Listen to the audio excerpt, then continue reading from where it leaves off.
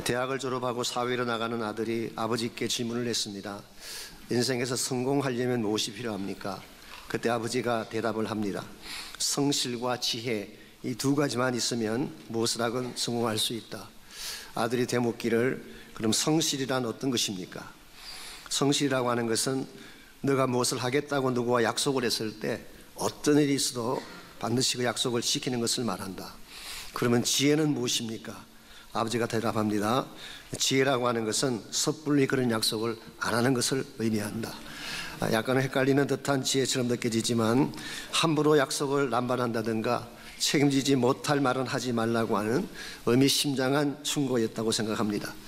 사실 여러분과 저는 인생을 살아가면서 크고 작은 약속들을 하며 살아갑니다. 약속을 통해 인간관계가 만들어지고 약속을 통해 사회 질서가 세워지기 때문입니다.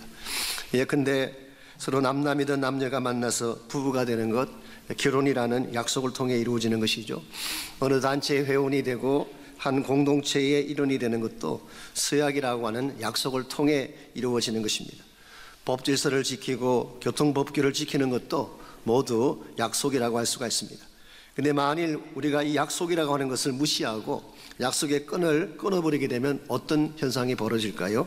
무질서와 혼란이 찾아오는 것입니다.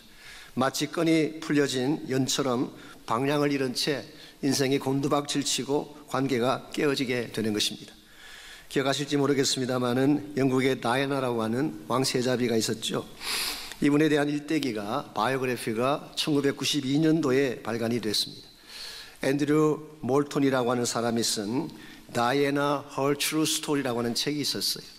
부제를 달기를 In Her Own Words, 그녀의 입으로 직접 밝힌 그녀의 True Story, 그렇게 번역할 수 있는 책이었습니다. 이 책은 다이애나가 살아있을 때 자신의 육성으로 직접 녹음해가면서 기록하게 한 책이기 때문에 어떤 책보다도 본인의 아픔과 내면의 고통이 잘 스며들어 있는 그런 책이라고 할 수가 있습니다. 그 책에 보게 되면 다이애나가 결혼한 지 얼마 안 되었을 때에 자살을 시도했던 이야기가 나옵니다. 결혼한 지 얼마 되지 않은 때인데 찰스 황태자가 다른 여자와 관계를 맺게 됐어요.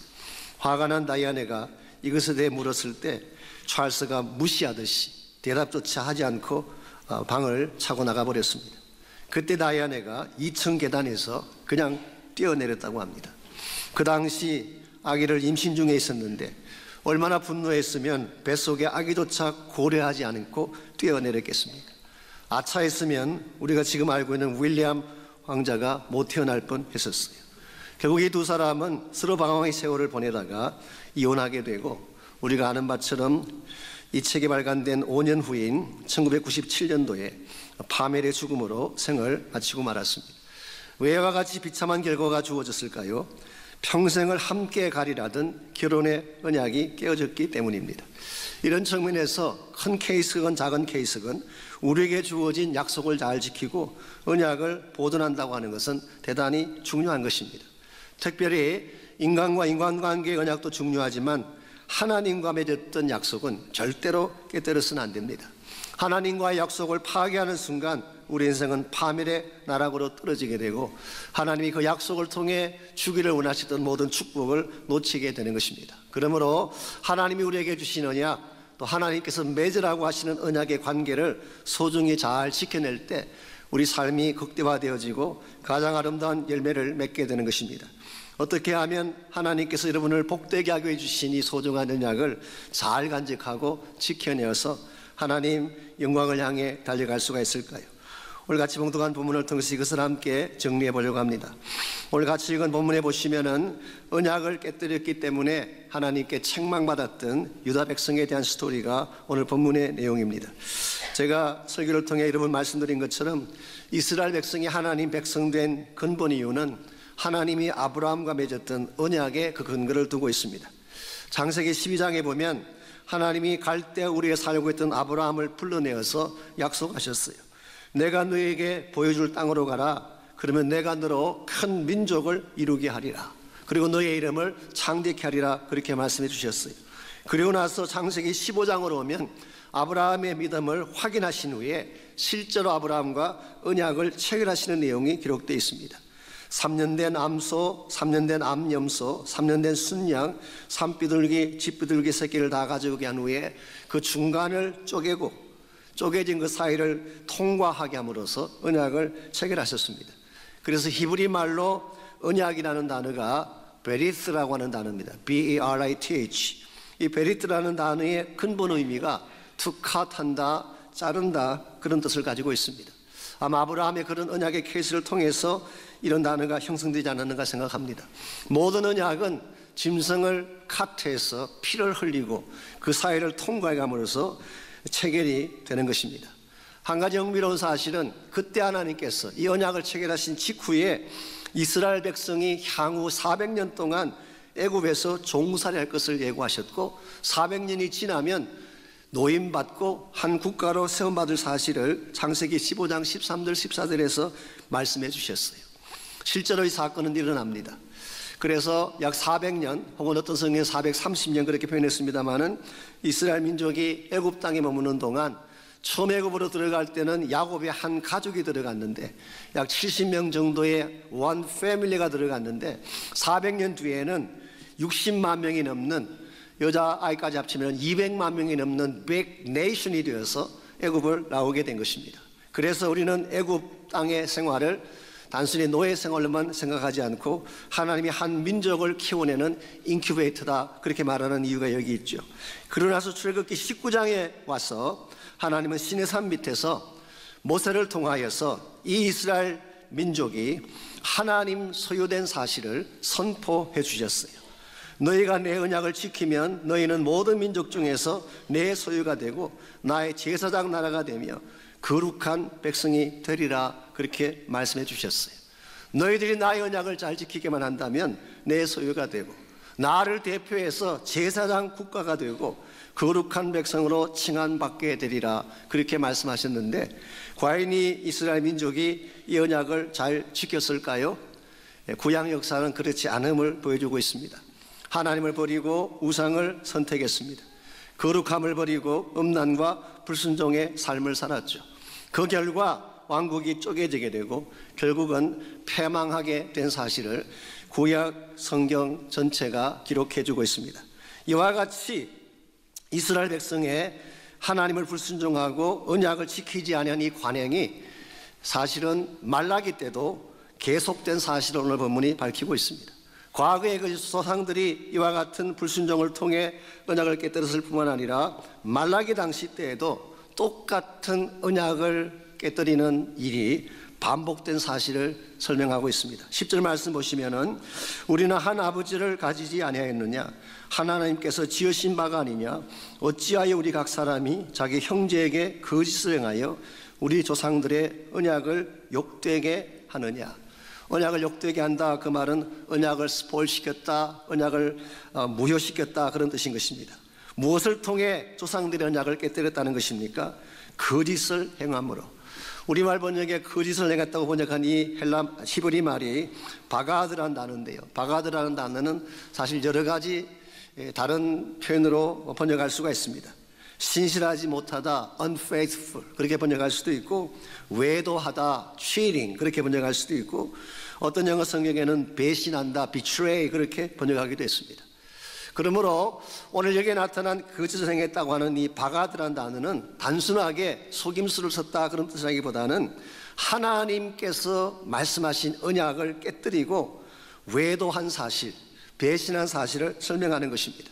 오늘 본문에는 이 바가드를 사용하는 세 가지 대상이 소개되어 있습니다. 첫 번째 대상이 10절에 소개된 형제에 대해서 바가드한 케이스, 형제에 대해서 신실함을 잃어버린 케이스죠. 이것은 사회 속에서 대인관계 속에서의 언약 깨뜨림의 사건이라고 부를 수가 있습니다. 두 번째 케이스는 11절에 보면은 하나님에 대해서 거짓행했다. 이것은 바로 우상 숭배를 통해서 하나님과의 언약을 깨뜨린 것을 말한 것입니다.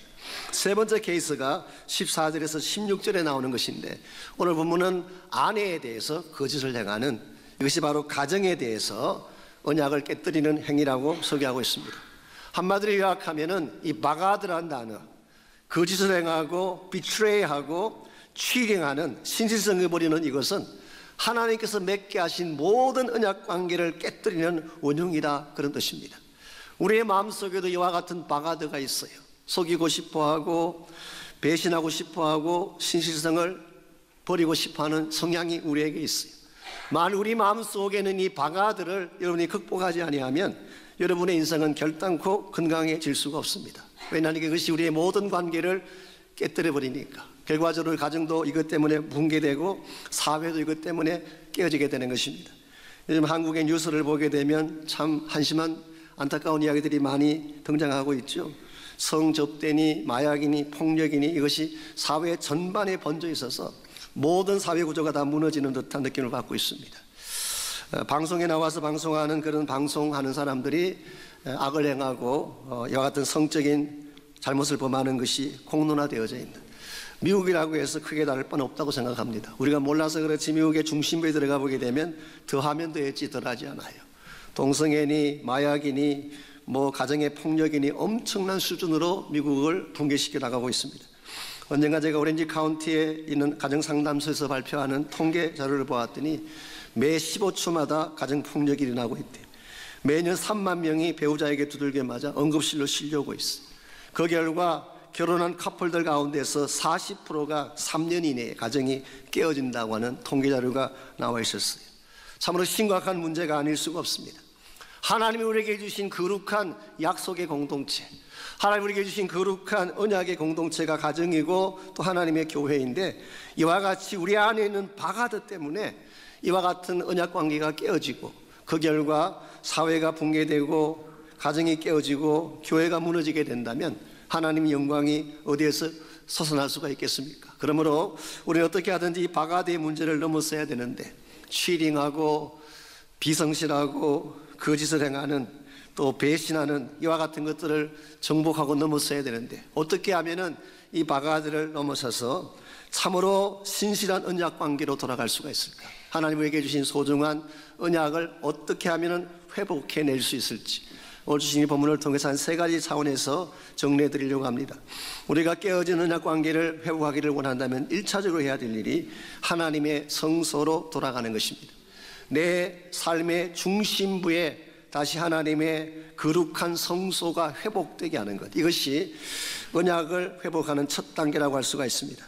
11절 말씀을 다시 보시면 유다 백성이 하나님께 범했던 원천적인 거짓을 소개하고 있습니다. 유다는 거짓을 행하였고 이스라엘과 예루살렘 중에서는 가증한 일을 행하였으며, 유다는 여호와께서 사랑하시는 그 성결을 욕되게 하여 이방 신의 딸과 결혼하였다고 했어요. 이 성결이라고 번역한 이 단어 밑에 풋노트를 보시면은 성소라고 번역할 수도 있다고 되어 있어요. 실제로 많은 영어 번역들은 sanctuary, 성소라고 번역을 했습니다. NIV도 그렇게 번역이 되어 있고 다른 성경도 대부분 그렇게 번역이 되어 있어요. 그러므로 참으로 이 하나님의 성소가 이게 욕되게 됐다, 이 말은 하나님이 임재하시는 그 성소, 거룩한 성소에 이방 신들이 들어오게 되면서 성소가 회파된 사실을 설명하는 것입니다. 유다 민족이 어떻게 함으로 하나님이 임재하실 거룩한 그 자리에 이방 신들이 들어오게 했을까요? 오늘 본문에 의하면 이방 신의 딸과 결혼했기 때문이라고 말하고 있어요. 우리는 여기서 조금 조심스럽게 본문을 봐야 될 이유가 있습니다. 이방인과 결혼한 것을 말하는 것이 아니라 이방 신의 딸과 결혼한 케이스를 말합니다. 구약에 보시면은 이스라엘 백성이 이방인과 결혼한 케이스들이 많이 나와 있어요. 여러분 생각에는 없을 것 같지만 이방인과 결혼한 사례가 많이 나와 있어요. 그 중에 대표적인 예가 루스예요. 루스는 원래 모압 여자였습니다. 이스라엘 백성이 아니었어요. 그랬는데 이스라엘로 와서 보아스와 결혼하는 바람에 다윗의 정조모가 된 것입니다. 보아스의 아버지가 살몬인데, 살몬은 누구와 결혼했는지 아십니까? 기생 라합과 결혼했어요. 기생 라합은 가나안 여인이었어요. 좀 더 위로 올라가게 되면 유다와 이렇게 동침했던 며느리 다말이 나옵니다. 그래서 베레스를 낳았는데요, 이 다말도 가나안 여자였어요. 예수님 족보에 등장하는 이 세 여자가 이방 여자인 것을 보게 되면 단순히 이방인이기 때문에 결혼하지 말라고 하는 것이 아닌 것을 알 수가 있어요.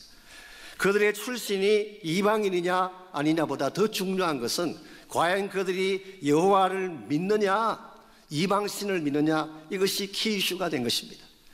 아무리 그들이 이방 출신이라고 하더라도 하나님을 믿게 되면 그게 루스 케이스예요. 여호와 하나님을 믿고 섬기게 되면 얼마든지 이스라엘 백성으로 살 수가 있었어요. 그러나 이스라엘 땅에 살고 있을지라도 이방신을 섬기게 되면 하나님이 혐오하시는 이와 같은 악한 자가 되는 것입니다.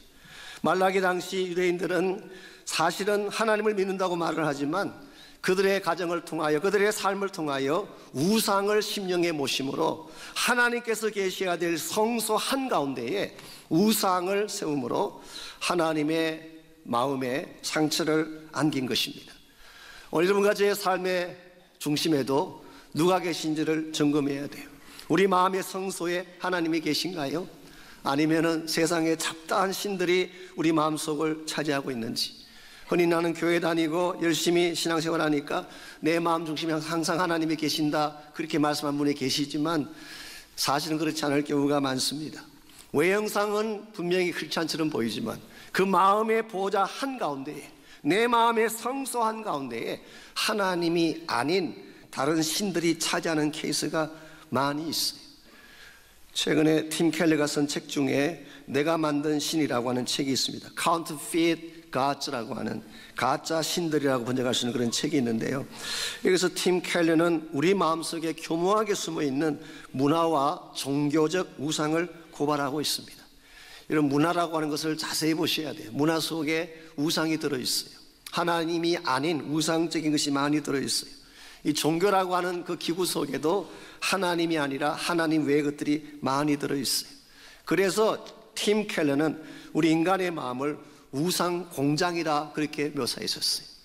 대부분의 우상들이 마음에서 생산되어지는 것입니다. 하나님이 주실 수 있는 것 외에, 하나님 외에 다른 것을 찾으려고 하는 시도는 전부 다 우상이다, 그렇게 보시면 되는 것입니다. 예컨대 돈, 권력, 섹스, 성공을 탐하는 마음, 이와 같은 모든 것들이 사실은 눈에 보이지 아니하지만 하나님의 자리를 대체하고 있는 우상이 되는 것입니다.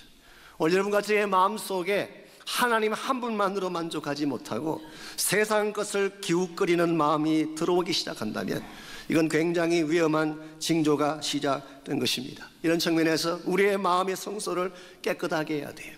하나님 한 분 외에는 그 어떤 것도 내 마음의 중심을 차지하지 못하도록 내 마음의 성소를 청결케 할 때에 여러분의 가정도 회복이 되고 삶의 중심도 회복이 되는 것입니다. 만일 나의 마음속에 하나님이 기뻐하지 않는 더러운 것이 있다면 어떻게 해야 될까요? 예수님께서 성전을 깨끗하게 청결하신 것처럼 내 안에 있는 장사꾼을 쫓아내야 돼요. 탐욕을 쫓아내야 돼요. 거짓의 유혹을 쫓아내야 하는 것입니다. 그래서 내 마음이 하나님으로 가득 차면 그때 우리는 진짜 축복을 누리게 되고 하나님 영광 가운데 거하게 되는 것입니다. 이와 같이 우리가 다시 깨어지고 부서진 언약 관계를 회복하려면 첫 번째로 해야 될 일은 우리 마음의 중심에 하나님이 임재하시는 것입니다. 두 번째로 해야 될 것이 초심을 회복하는 것입니다. 우리가 처음 가졌던 마음, 처음 가졌던 순전한 사랑을 회복할 때 깨어진 관계도 회복이 가능한 것입니다. 일반적으로 누구나 처음 만날 때는 순수한 마음으로 만나지 않습니까?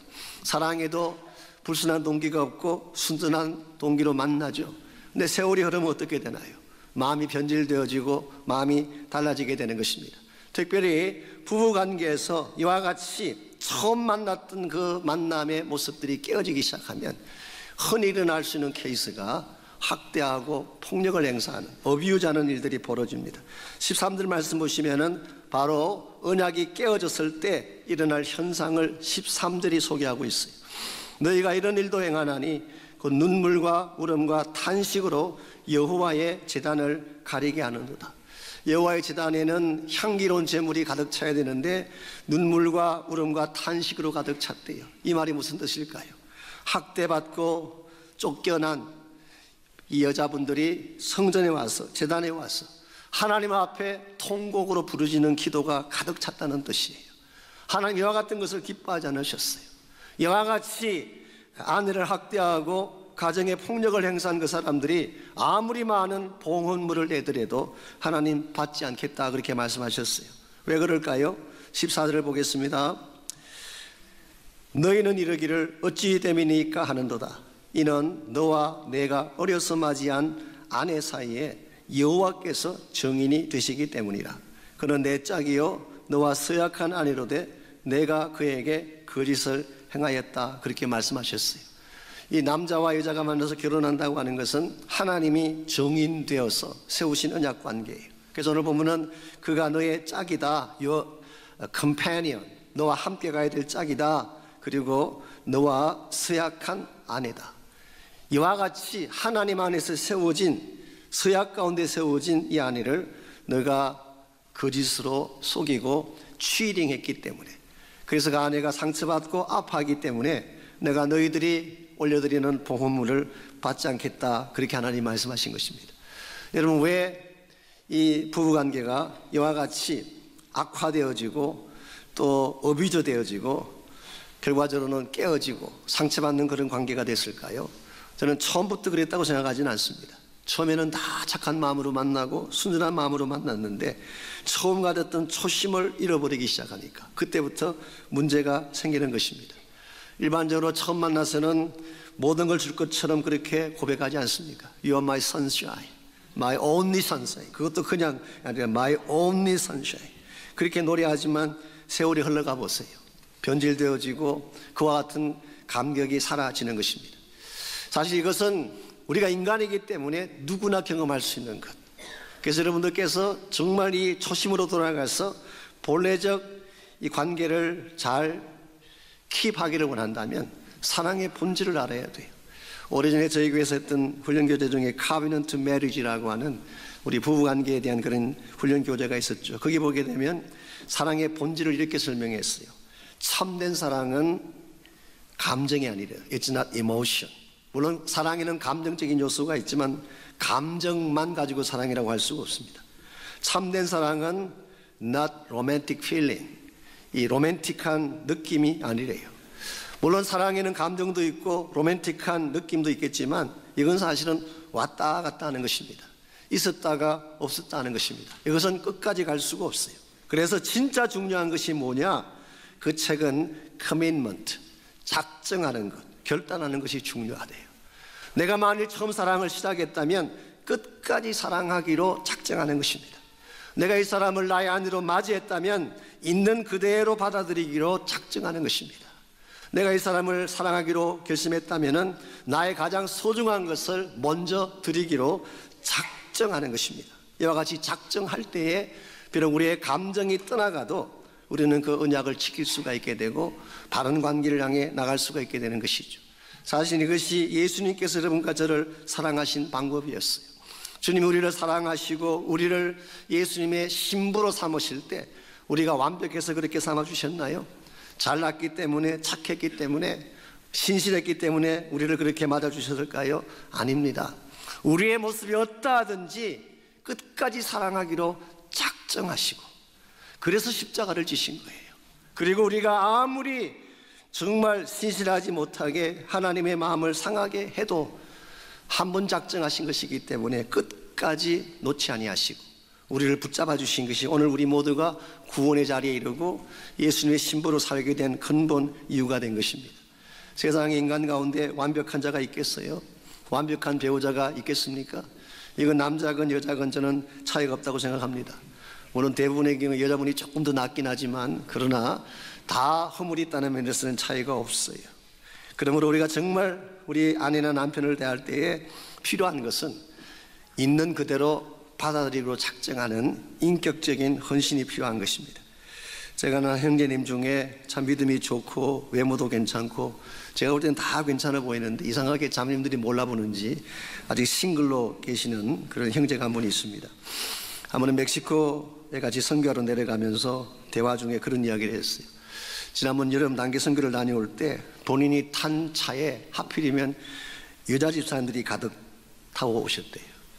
그래서 이분들이 관심이 있으니까 한 분이 질문을 했습니다. 도대체 형제님이 원하는 여자가 어떤 여자냐고. 그랬더니 이 형제가 아무 생각 없이 뭐 이렇게 생각하고 하면 아무 생각 없이 그냥 마음이 순한 여자 그렇게 이야기했대요. 그랬더니 벤에 타고 있던 여자들이 일제히 다 일어나서 공격하기 시작합니다. 세상에 순한 여자가 어디 있냐요. 그러니까 장가 못 가는 거라. 여러분, 세상에 순한 여자가 어디 있어요? 순한 척하는 거지. 시간만 지나가면 다 나오는 것입니다. 인간의 본질이 그런 것입니다. 우리 인간의 본성 자체가 완벽하지 못한 것입니다. 우리가 처음부터 이 사실을 알고 사랑을 시작해야지, 완벽하리라고 착각하고 완전할 것을 기대하고 사랑하기 때문에 실망하는 것입니다. 인간은 원래 모자라는 것입니다. 우리 모두의 본성은 다 죄성을 가지고 있는 것입니다. 이 사실을 알고도 예수님이 나를 사랑하기로 작정하셨던 것처럼 나도 끝까지 사랑하리라고 작정하게 되면 혹시 문제가 생겨도 언약 관계를 깨뜨리지 않게 되는 것입니다.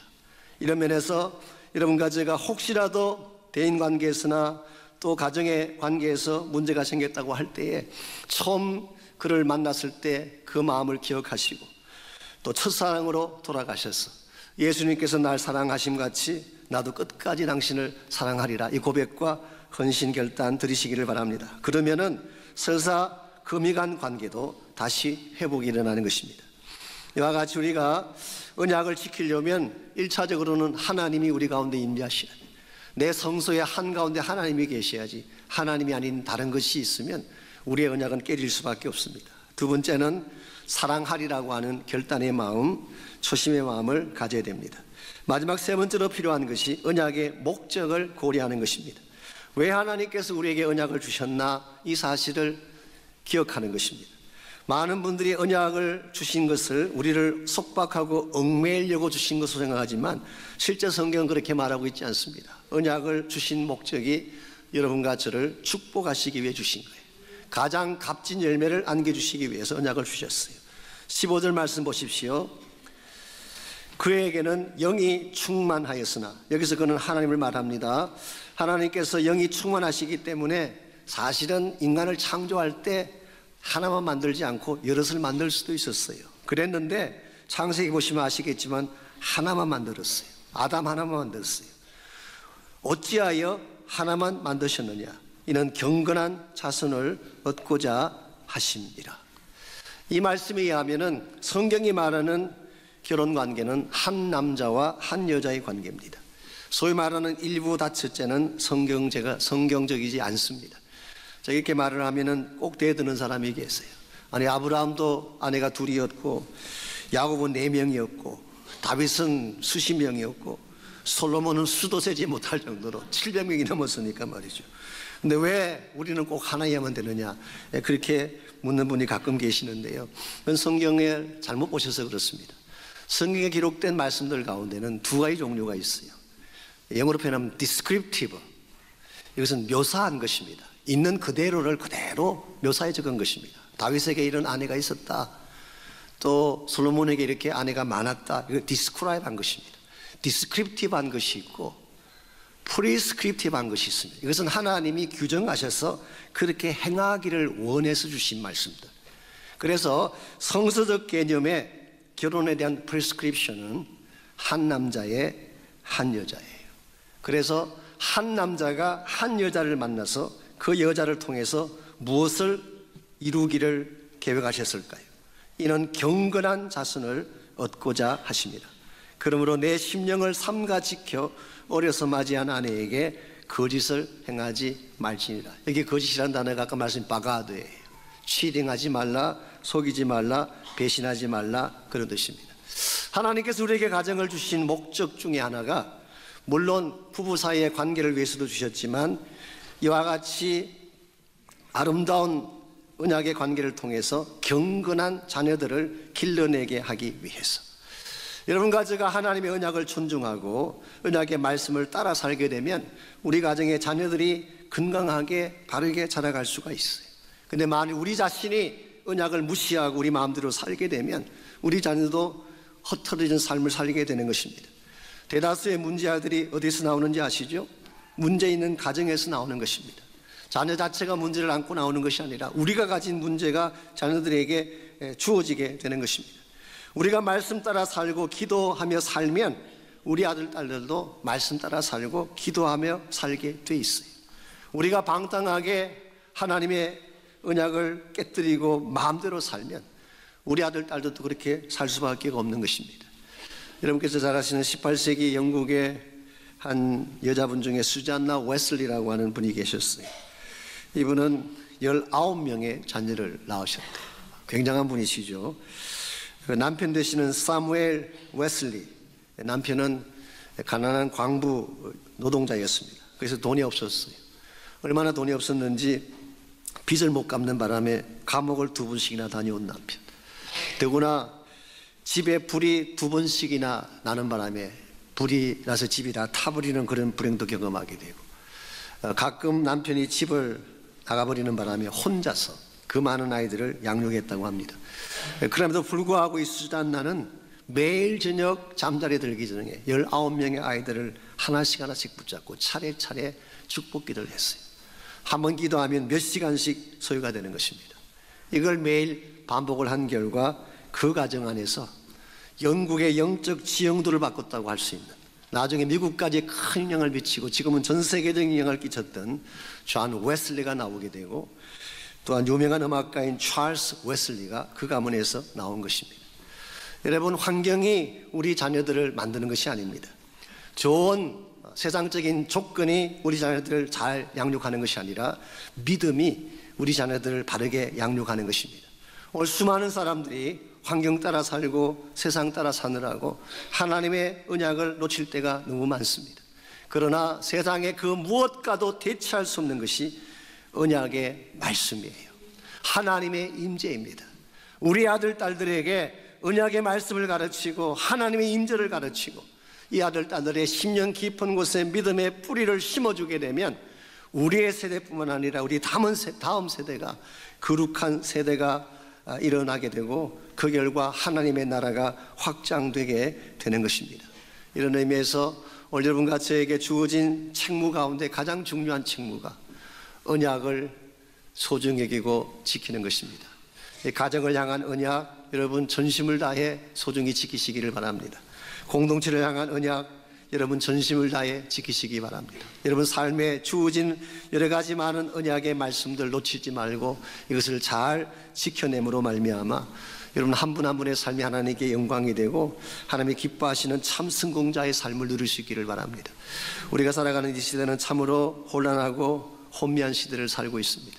세상이 어디로 가는지 모를 정도로 방향을 잃어버린 근본 이유는 하나님의 언약을 떠났기 때문에 그런 것입니다.